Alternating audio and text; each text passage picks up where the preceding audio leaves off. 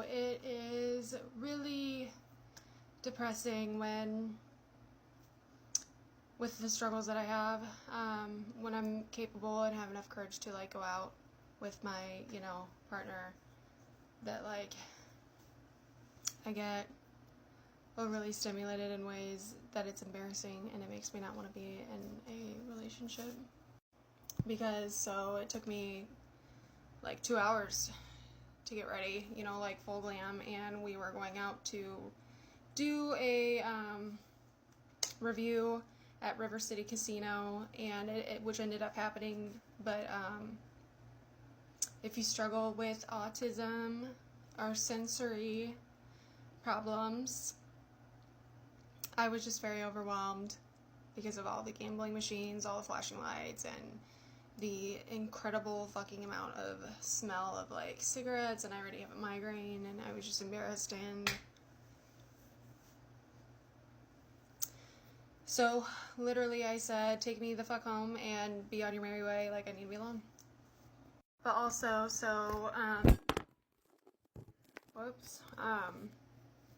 with the custody that we have in place with Penelope, she is at her grandma Kathy's, and a struggle too that I've been trying to manage has been splitting my time with all of them for like a week on, week off.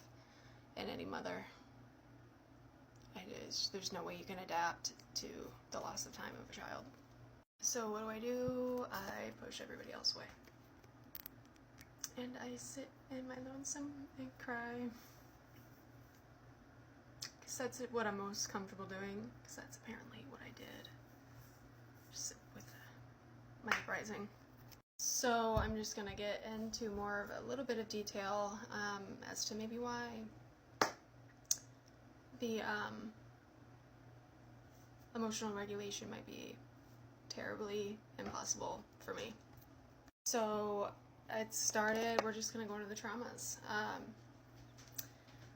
So whenever I was 8 years old, for who I presume my mother was, she was taking me to the hospital. Can't forget about all hospital visits. But we pulled up to where it said emergency, and I didn't have really any clue of what was going on. But we rolled up, and Raina just so happened to say to me then, I said, "What are we doing here?" Just being 8 years old and not really having any idea of life. But she said, "Oh, you're getting surgery." And I was 8, and I have never even heard that word before. And then I saw my grandma Debbie and my father waiting at the door, and she was like, "Yeah, well, you're getting a surgery." And like I said, I didn't even know what was going on. I had no mental preparation. No one read any books or kind of explained. And we go in, like I said, and I see my whole family just sitting in the waiting room. And I just was informed, I'm having surgery, and I still didn't really know what was going on, but it was like everybody's reaction of sorrow and like just concern filling in the room when I got into the waiting room. And also just keep in mind, so like the children under her guidance, like we all never saw a dentist or really a doctor until we had to get a whole bunch of shots in a row, because like the hospital visits were never a routine or just our normal. So as I was sitting in the waiting room with family all looking that way, all of a sudden a white coat opened the door and said Kaylee Schumacher, so then what do? I stood up and followed suit. And they made me put a gown on, and I just remember the nurses and stuff just being very like comforting, more than more than I can admit. So I put the gown on, and then my grandma Debbie and my biological father at the time, they had gotten me just like a cute little stuffed animal and a card that said, like, you know, I love you or get better soon. But I was being supported, and, you know, just found out like literally 2 minutes ago I was having a surgery and I was 8. To add context though, Debbie and my biological father, they raised me, so this person, Raina, my mother, like, I just didn't really know much of her. But I just remember then they had me lay on a bed, like a hospital bed, and they brought me into a room, and I just saw all these like white coats, so many, and they all had like a little like surgical hat on, I guess, and they're all just in glove, like just a lot of PPE. And the nurse that I had at the time, she had the mask that you put on a child, like whenever they go to sleep, the gas or whatever. The mask for me, they drew a little ladybug on it, and just remind you, like, I had no idea what was going on. And I remember when they put that mask on and they said, okay, count down from 10. That I did. It was like 10, 9, and then that gas stuff came in.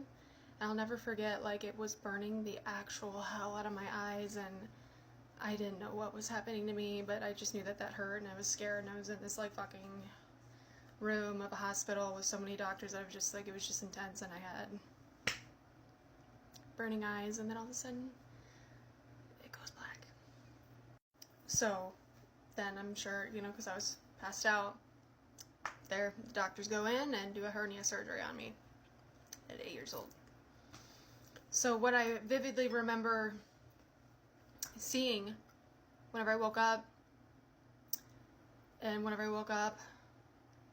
remember my eyes still kind of burning, but the first person I saw was my biological dad sitting right there and I was still in the same room, right there on the hospital bed, and then Raina was over here, like catty corner right next to him. Whenever I woke up, I saw my biological father crying in a way that scared the living hell out of me. And I remember just seeing Raina. She had no reaction in her face. So I asked my dad, I said, why are you crying like that? And it was hard for him, but he said, because Kaylee, I didn't think you were gonna ever wake up. And I just remember really hearing that, and then understanding at that point, because I have severe autism and I didn't have any parental guidance kind of speak out for me. But what is something to note is Raina, whenever she got custody of me and my sister, you know, she put me on this medicine, Adderall, whenever I was like 7. But then it was like, I would go over to my biological father's house, and whenever Micah passed away, there was a funeral, and I remember my dad and my mom would be like, oh, there's the Adderall, and then my dad would be like, oh, take a Clonopin. So whenever I actually did call my mother out on Raina, there was the incidents at the funeral for our brother. We were at Taco Bell. And then Raina, I remember talking to Heather Zobrist. She was our stepmother at the time. She was the one who lost Micah. She asked her if our dad has, like, given us anything, but almost says she was just discouraged, like, that maybe it wasn't working, you know, and speculating. I just think that I was a problem child, and she was just trying to get rid of me the whole time, and I got facts to back that up. But there was another hospital visit Raina had made sure to kind of orchestrate, but I remember having to stay overnight with a almost like bone marrow transplant, but this doctor had to stick a needle through my whole entire arm and the bone here. My father was there as well, and I presume it's because Raina was just telling everybody of how malnourished I was. when really she was the one doing the malnourishment. And again, I had no mental preparation for that doctor visit as well. I remember vividly that my siblings were all with my stepdad's mother, our Grandma Brown, and I remember the next day just getting taken out of that hospital, and I was still running around that whole house with my hospital gown. So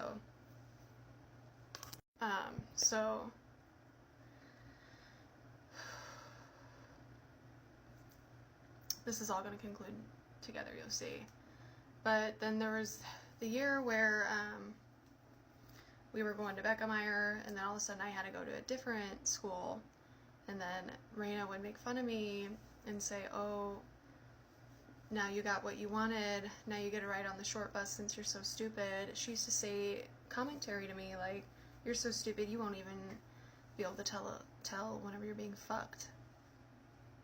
And I remember just being so young, and my mind was youthful, and I would never even think that way. I just remember never really responding, because how can you respond to something like that? But as I'm, regulating my emotions now and healing, I would always wonder as well why I was taking speech class whenever I was in first to second grade, and none of my other siblings were. But it was almost like that parent was, telling my other siblings to kind of stay away from me. And the parent, Raina, was even saying she's scared, that child scares the living hell out of me, and just things that I didn't even really start talking until I was way older. It's almost like she just didn't want me to know how.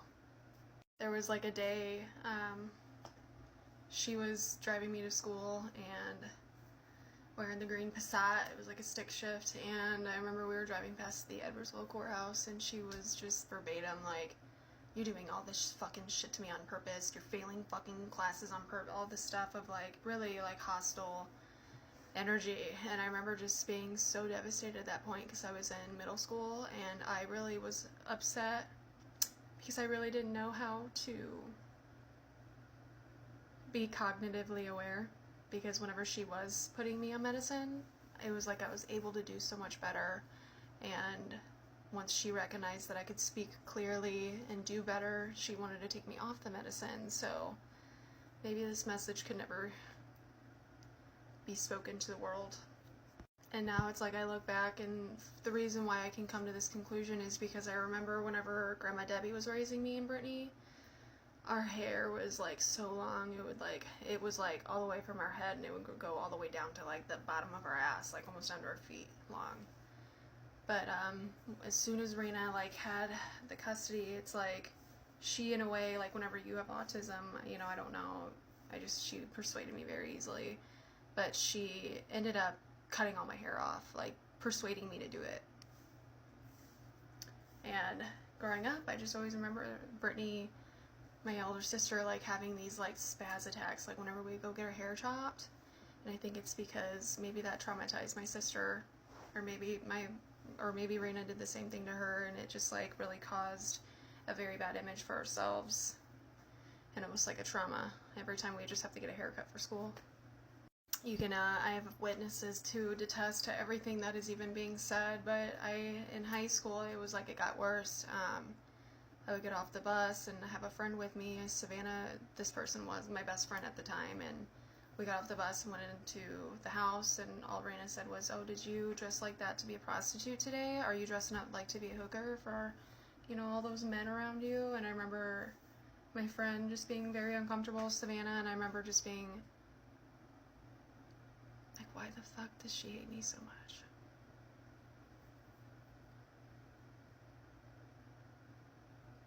There was thoughts that I had whenever I get out of school, just begging or wishing or longing for a mother to be hey, how was your day? But no, it's anytime she had the chance to make my life miserable, she did. And there's so much that goes into that developmental uprising. But I've always wondered why Debbie said to me, don't ever end up like Raina. And I'll never forget when Debbie looked at Raina whenever I had to wake up from that surgery and said, this is all your fucking fault. Because they almost lost another life, Grandma Debbie and my biological father. Almost like she was just like trying to kill me. So I think that Debbie said, don't end up like Raina.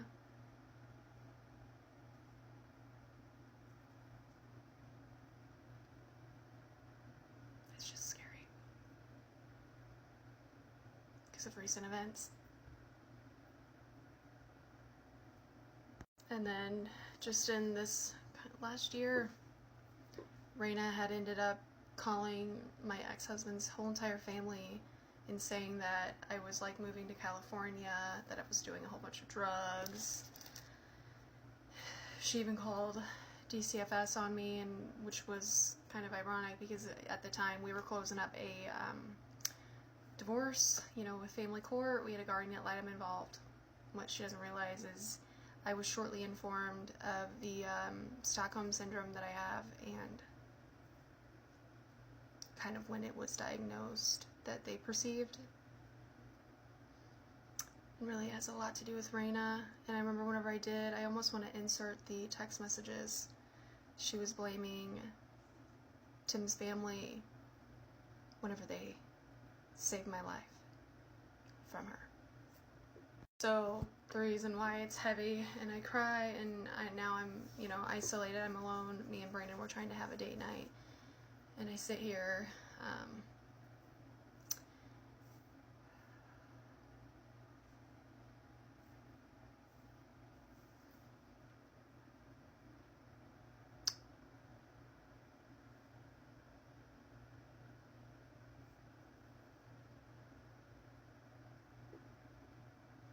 it's because it's hard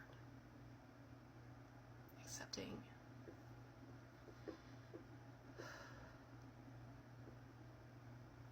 this like harsh reality. Is because I feel 100% that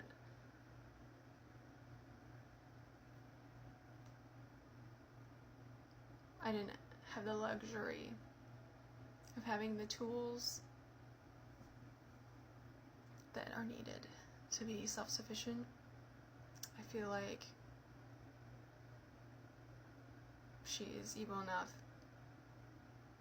to use everything just against me, at least.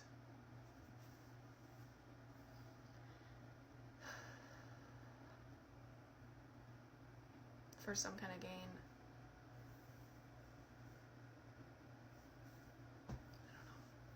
But the reason why I'm even surfacing this, talking about it out loud, is because there was a huge fallout between my older sister and I. And I remember having to pick Raina up from the Hollywood Casino Amphitheater. And it was whenever Claire was being born, my niece. And Raina was setting or orchestrating that whole thing up in a way to help me fail. I remember I had the biggest cry of my life in the hospital. My daughter was present, and she looked at me like she was so thrilled that I broke in that way. And she was getting a thrill out of it.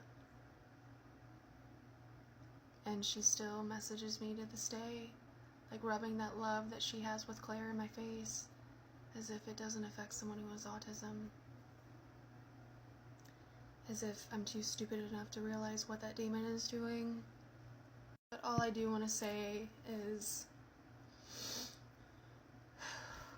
the truth does come to light, and Jesus Christ help me see Raina for who she is as a person. And I will never let my past define me. And I'm so sorry, Raina, that me kind of like dying didn't happen for you. But karma is real. and Jesus sees you, honey.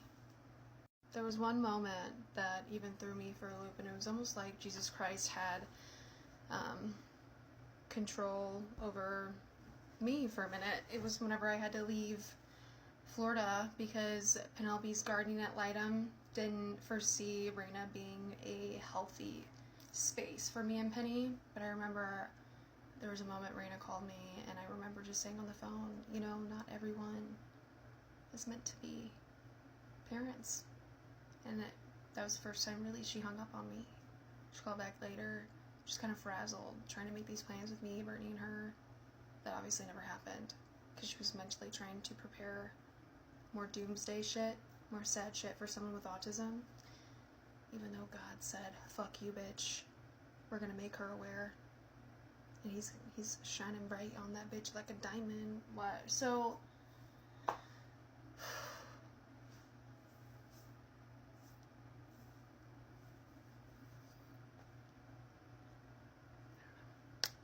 I mean, it could just be absolutely devastating, you know, being a child without a parental figure around at all. But I'm more relieved to know the truth, and I've been healing and accepting and fighting like hell to never end up being someone like her. Not only that, but seeing that she was like taking all of my siblings away in a way growing up whenever I was severely autistic and malnourished because of her, unloved because of her, and very forgotten because of her. Not only that, but she took my siblings away, saying that I was a threat to them, when all I was doing was trying to understand.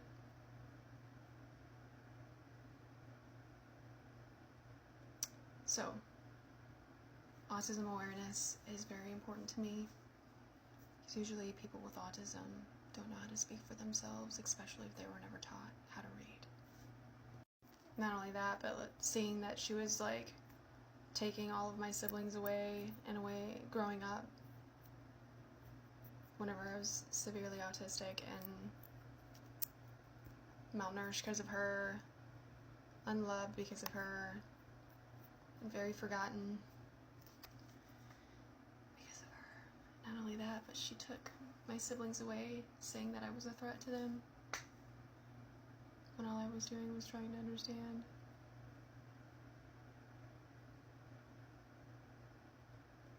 So, autism awareness is very important to me, because usually people with autism don't know how to speak for themselves, especially if they were never taught how to read. So, I will pray for Raina, and I pray that that evil leaves her soul, and hopefully I can see her in heaven, because with actions that I've seen, I just think that she's going to be seeing the lake of fire. But it is not up to me. And we are all born sinners. But I can assure you, I would never do that to any of the daughters I would have. And I can live the rest of my life knowing that I never have to speak to you ever again. You evil bitch.